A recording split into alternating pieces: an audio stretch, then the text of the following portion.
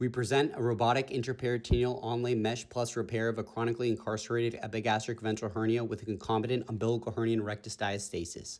The patient's a 40-year-old female who presented with an incarcerated ventral hernia and small bowel obstruction on CT, successfully reduced in the ED, and subsequently scheduled for elective repair.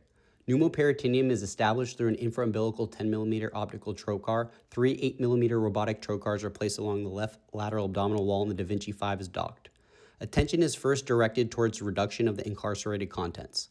Using a fenestrated bipolar grasper and hook electrocautery, circumferential dissection is performed to free the chronically incarcerated preperitoneal fat and hernia sac. Devitalized preperitoneal fat and redundant hernia sac are excised as needed to achieve complete reduction. The primary epigastric fascial defect measures approximately 2 centimeters.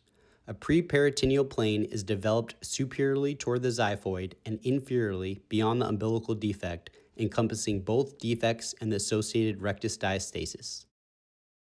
Rather than bridging the defects, the epigastric hernia, incidental umbilical hernia, and intervening rectus diastasis are incorporated into a single midline reconstruction using multiple running zero-stratific sutures. Progressive plication reapproximates the fascial edges and restores the midline. The barbed suture maintains tension with each successive bite without repeated knot tying, facilitating a controlled, continuous plication. This primary fascial closure before mesh reinforcement represents the plus component of the IPOM plus technique.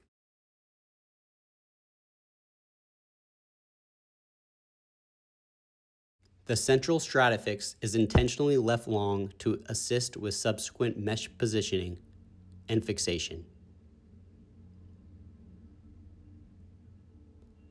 Following reconstruction, the repaired segment measures approximately 9 centimeters.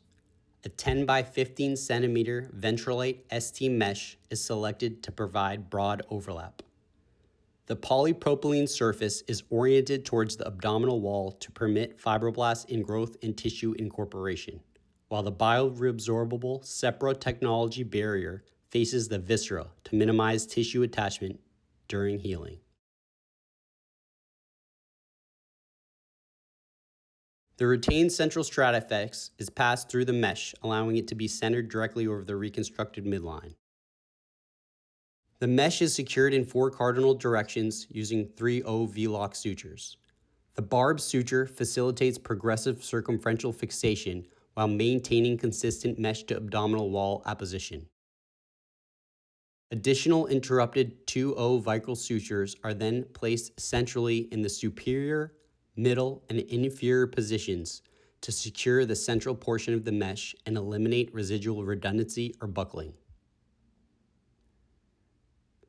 Final inspection demonstrates complete midline reconstruction with broad, uniform mesh apposition without folding or redundancy, intact viscera, and excellent hemostasis. All needles are removed and final counts are verified. The abdomen is desulfated, trocars are removed under direct visualization, and the incisions are closed.